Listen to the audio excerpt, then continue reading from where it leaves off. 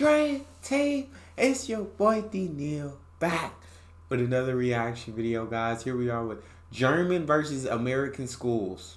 American surprising reaction to the German school system. This is Passport 2. Love this YouTube channel. Before we jump into the video, make sure you subscribe to the channel, ring notification bell, get a video a thumbs up so it gets suggested. What we got? Now that we've had a child in Germany, are we going to stay here for him to go into the German education system or go back to the States for American schools? Good question.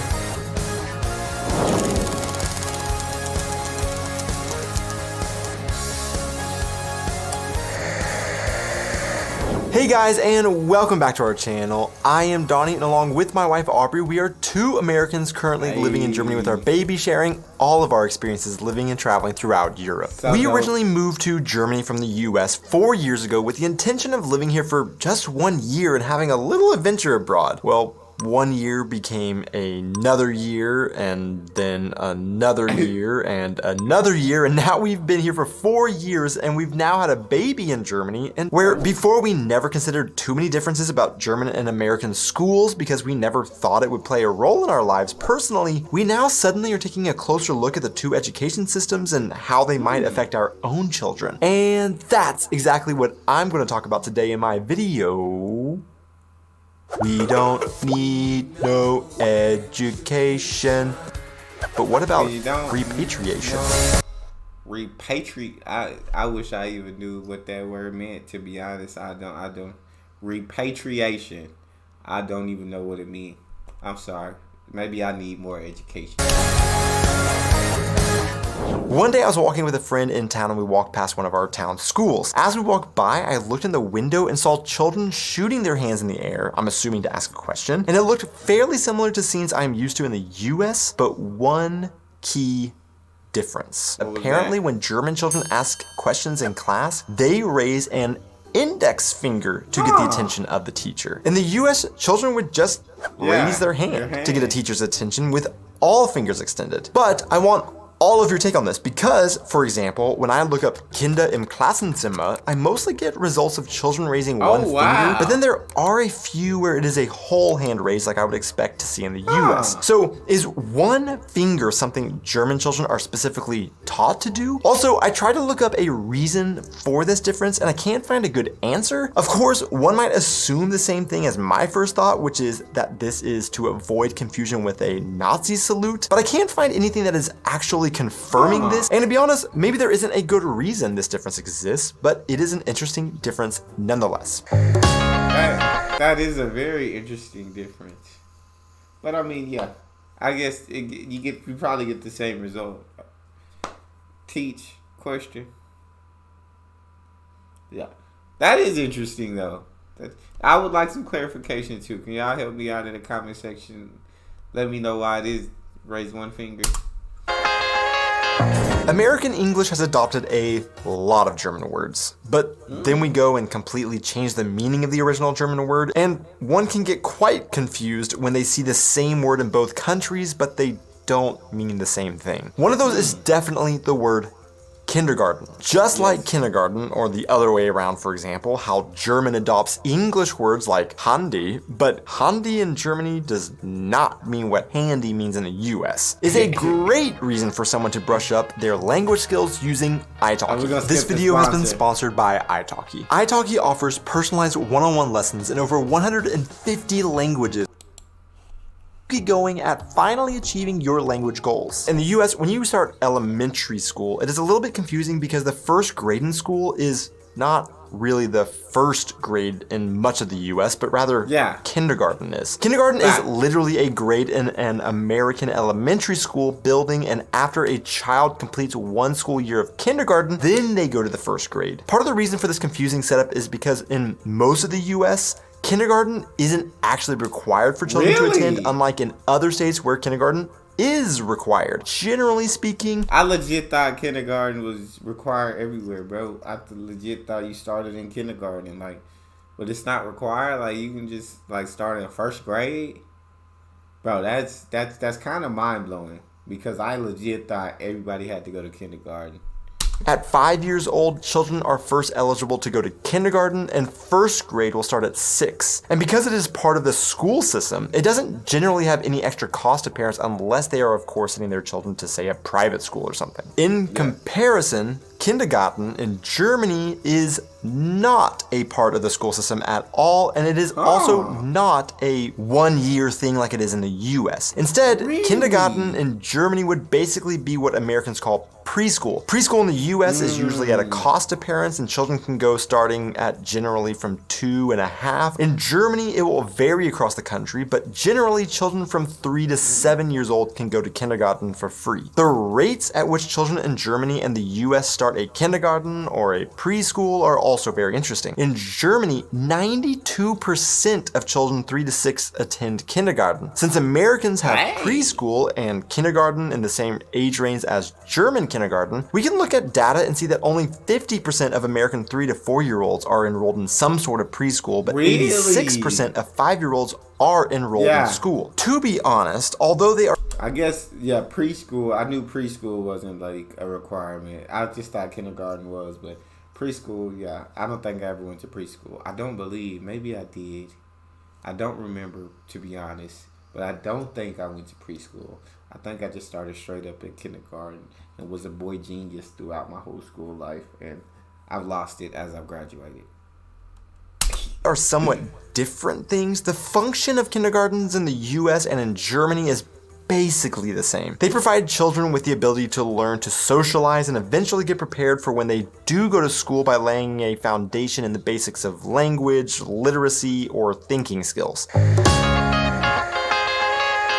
Let me just quickly say, as we have been learning about German and American schools, there are an insane amount of differences between the two systems, meaning it would be impossible for me to talk about all of the differences in this one video. This is made even more true because even within Germany and within the US, there are differences in the schools from state to state, or sometimes even district to district. So, because this video is more generally about our personal experiences with the differences between where we are originally from in a southern US state called Oklahoma and where we live now in the southwestern German state of Rheinland-Pfalz, feel free to leave other differences you know of and let me know your personal experiences with the two systems in the comments below. As you might expect with the differences between how kindergarten is part of the American school system, whereas in Germany it is not, there are definitely differences in how schools are structured between these two countries. And this is a huge difference between the two and is a huge thing we are taking into consideration with where we would want our children to go to school. When American schools are being talked about, you will often hear the term K through 12 thrown around, which encompasses all of the grades of the American education system. Very generally speaking, you typically have 3 different schools that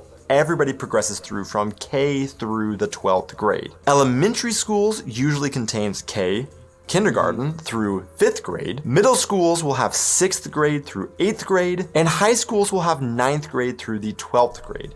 I don't know why my hometown, like I see that's the most general, like what he just said is generally, like that's how it is in most places. In my hometown when I was going to school, and they switched it up since it was, elementary was K through 4, intermediate school, so it was like, that's what they called it. That was 5th grade and 6th grade. Middle school was 7th grade, 8th grade, and high school was 9 through 12. But the way he explained it is generally how it's done in most schools in the U.S. I don't know why my hometown was like that. Which would be the final year for everybody who makes it through and graduates school. Okay, so obviously I'm leaving out all the exceptions to this most common framework, but now let me explain what is to me the much more complicated German system as simply as I can. As we've discussed, kindergarten is not involved with the school, so the first grade children start in is, well, the first grade. German efficiency. Children start in a Grundschule, which will have the 1st through 4th grades. Now, in the 4th grade, this is where it gets interesting. Children will take an exam that will determine the future of their schooling because unlike in the US, not everybody is generally on the same trajectory or will go through the same amount of years of schooling. One path is Hauptschule, which this school will end after the 9th grade. Another path is Realschule, which will end after the 10th grade. And then there is Gymnasium, which will end in the 12th or 13th grade, which for us used to the American school system is wild to think that there are some children whose schooling will be cut years shorter than other children's. However, generally after Hauptschule or Realschule, these students will then go on to do apprenticeships or vocational training, so they aren't really done with learning. They just are done with what we think of as typical school. But this is interesting to me because it's like, I like the fact that you can like go on to do like learning. I'm sure it's kind of like where you can just pick your profession at an early age. You know exactly what you want to do in life, so you go into like learning and training for that. So you don't need like the rest of schooling, but like to take an exam in the fourth grade that determines which path is kind of crazy to me. Like, is it to where like maybe I go on this path 5th through 9th, but after 9th I still want to continue like actual schooling? So can I then switch over to gymnasium, or am I stuck on this path? Can I like switch between paths as the years go after 4th grade, as the years go by, and I kind of figure more things out? Can you switch in between paths? That would be my question. If y'all can help me out in the comment section, that'd be awesome.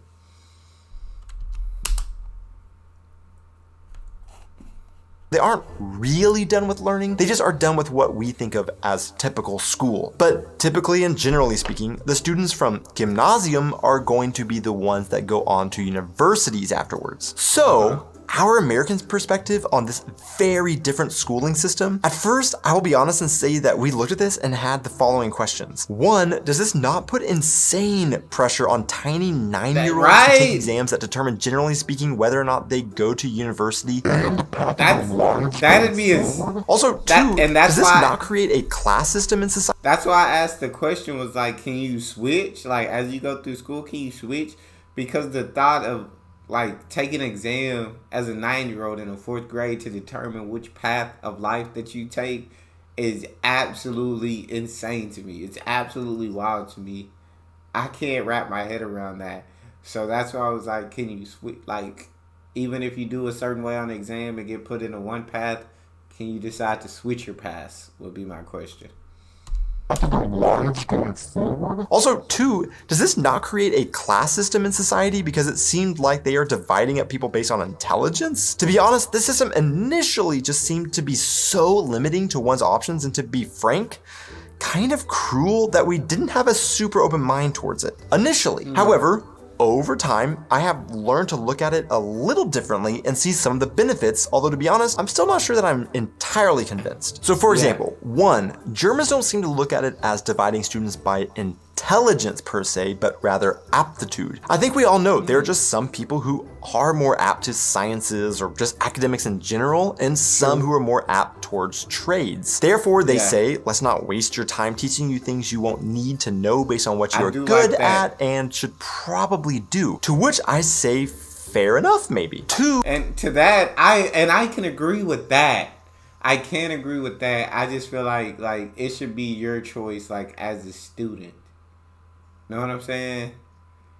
Like, if you get to 9th, 10th grade and you say, you know what, like, I think I know what I want to do in my life, which is still such an early age to try to figure out, to know what you want to do with life. But if you get to that and decide, hey, I want to go the trade route, then I'd be like, cool, go that route. No, or if you decide, get to 9th, hey, I want to finish gymnasium, I want to go through all 12 grades, cool, go that route. You kind of choose what's best for you, but I don't want it to be something where you're like stuck on a certain path.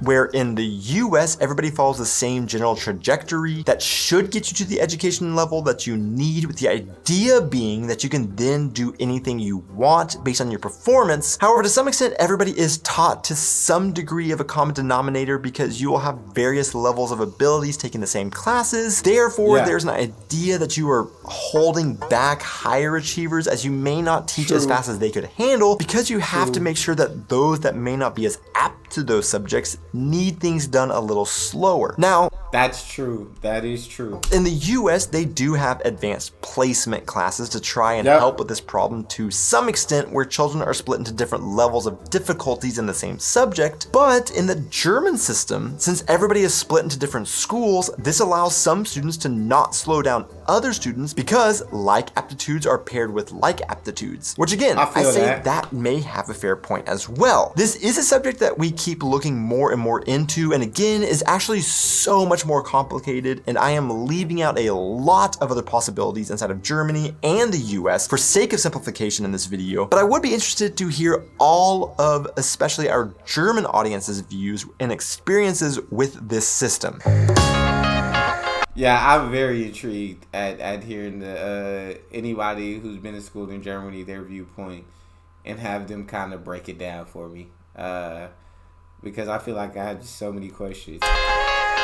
As I mentioned in the beginning of the video, schools can be a very complicated and involved subject, especially if we were to start looking at the differences between public schools, private schools, charter schools, and one of the most notorious, homeschools. School politics is a very sticky subject in the US as people fight over what schools should or shouldn't be teaching, or any other number of political or social issues. Therefore, one popular growing option in the US is homeschooling, which is why it might surprise Americans like it has surprised us that in Germany, homeschooling is actually illegal and not an option. I've heard about that. I've heard about that in another video. And I don't really have a problem with that. I guess if homeschooling works for some people, then it works for them. I don't know. I've never been one to really believe in homeschooling. But, I mean, like I said, what works for me may not work for other people. And what works for them may not work for me. Everybody has a different way of doing things. So if it works for you and your family, by all means. Option for German families. So by homeschooling, I generally mean that children stay at their house and are taught by the parents some sort of educational curriculum. And when I say that homeschooling is a popular option, we need to actually consider the data to see how popular it actually is. In the spring of 2022, only 5.22% of all school-age children were homeschooled, which comes out to roughly 4.3 million children. But from 2016 to 2021, homeschooling has had a compound annual growth rate of 10.1%. In the past, unfortunately, homeschooled children sometimes would have a label of being socially awkward because of the fact that they weren't out learning how to socialize, as other children did in other schooling forms like public schools, for example. However, today, homeschoolers actually have lots of extracurricular activity options that help in that aspect, so those stereotypes and problems with socializing are definitely diminishing. Now, Germans might also be saying that even though technically, for example, Oklahoma doesn't require children to be taught by a certified teacher, that the education must be lacking for homeschoolers. But you don't gotta be certified in Oklahoma. Okay. Actually, data shows that homeschoolers typically score 15 to 25 percentile points higher on standardized academic achievement tests compared with kids educated in public schools. So because in the US this was always technically an option we were aware of, whether or not we've actually considered it doesn't matter. For us, it was just surprising to learn that this absolutely is not an option in Germany, because it has been illegal since 1919, as obligatory schooling has been part of German law since then. I feel that. We don't have to worry about this for a while with our children. Well, except I guess in the US, we don't have to worry about it for a lot longer than children in Germany who determine if they are on the university track in the 4th. So not 100% of German children are determined at 4 years old about whether or not they go to college. I assume he meant like 9 years old. Grade. But one thing that just recently hit me is how long it takes to get a bachelor's in Germany versus how long it takes to get a bachelor's degree in the US. When we first moved here, I remember meeting different Germans talking about who we were, what we do, etc. And as the Germans would be giving their backstory, their timeline just never lined up for me. They would talk about leaving the equivalent of high school in Germany, if you will, go to university, and then 3 years later, start working. In my mind, and based off of my experiences, I couldn't figure out if they didn't finish their degrees or maybe they were super brilliant and finished it early, because in the US, you generally always have to take 4 years as a full-time student to complete a bachelor's degree. Or one can do a 2-year associate's degree, which generally is sometimes not as viewed as prestigious, I guess you could say, as a 4-year degree, unfortunately, which is the reason that it also led me to think that maybe these German degrees were lesser than a 4-year American degree? I just had Yeah, in general, it takes about 4 years to get your bachelor's. I mean, some people take longer because they have so much going on in life that they can't take the full student schedule. Some people are shorter because they just want to get through school, and so they take more than than the normal schedule for a full student. I took 4 years. I just took the required amount to get the grants and stuff. Like, you have to be a full-time student to get certain grants and all that. So I was just like, give me enough to give me the grants. And I think it was like 12 hours per semester. If I'm not, I could be completely wrong. But I believe it was 12. You have to take at least 12 hours per semester. So that's what I took. no concept for what they were talking about based on the US standards. So let's look a little closer at the American system. In the US, you pick a major or the subject that you are focusing on studying. For example, engineering. But generally, the first 2 years are going to be more general classes with a few major specific classes sprinkled in. These general classes are known as core curriculum, and nearly every university or state will have a different set of core curriculum that all students, regardless of what degree they want to get, must learn. For some universities, their students will be required to take a few foreign language classes. For some, it will be at least one art class, American history, political science, physical education, or any other sort of subject they determine important. This is supposed to give students a more well-rounded education, which I can understand, but I also grapple a little with the fact that we have to pay on average over $10,000 per year for in-state tuition to study a specific subject. But I took, for example, a badminton class and a skiing class as well. So is part of this 4-year degree system a set? I swear to God, I took a archery class. I don't know. I took a dance class, bro. Just because once you're in your major class, like your junior, senior classes, bro, like, outside of your requirements, you want to take easy classes so that you can focus more time on being able to complete the work for your required classes. So you don't want to fill your schedule up with like tough classes. So it's like, all right, I have to take these classes to at least get my stay on track for getting my degree in 4 years. But you know what I'm saying? I also have to take one more class so I can reach my full-time student schedule. So I'm gonna take archery, or I'm gonna take dance, or I'm gonna take something that's gonna be easy that I can pass with no problem at all. That's what you do. Set up to keep you there longer, to make you pay more, and they can make more money, facts. Or truly to produce well-rounded graduates. In America, it's all about money. It's all about profit. It's set up to keep you there longer, to make more money. If it's anything a question about money, the answer is it's about money. It's about profiting off of you. Sometimes have to ask myself. Now, that is the general length it takes to finish a bachelor's in the US, but one can take longer if they change their mind about what they want to study multiple times, or even shorter amounts of times if they take a heavier course load than normal, or if they take a lot of college credits while they are in high school even. Which is exactly why I thought when I heard Germans completed their bachelor's in 3 years that maybe they were brilliant or extremely dedicated and finished in 3 years rather than 4. However, I have now learned the norm is 3 years, and my suspicion is that it is because German degree plans don't have as much core curriculum classes requiring students to take classes that don't apply to their chosen degree. Now, I talked with some of my German friends who graduated from uni, and it seems this may be the case, but for some, they still did take at least a few of these types of unrelated classes for their degree. But can any of you confirm or say this belief is false in the comments? In German university, did you have to take any ridiculous classes that weren't applicable to your studies? To see who made it this far into the video. But the fact, I think it's BS that you, even in college, you know what you're going to major in. You've already chosen your major. Unless you're undecided, then take your core curriculum because you don't know what you want to do yet. But if you go into college knowing exactly what you want to do, I feel like there's no reason you should have to take core curriculum. K through 12 was all core curriculum. Know what I'm saying? Why am I still taking math classes in college if I wouldn't be a history teacher? Makes no sense.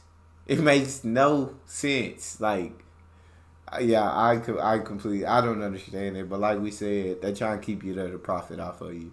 That's all we got, though. This was a dope video. You guys got a favorite video suggestion? You can subscribe to Patreon and drop it in the comment section. It's your boy D Neal. Out.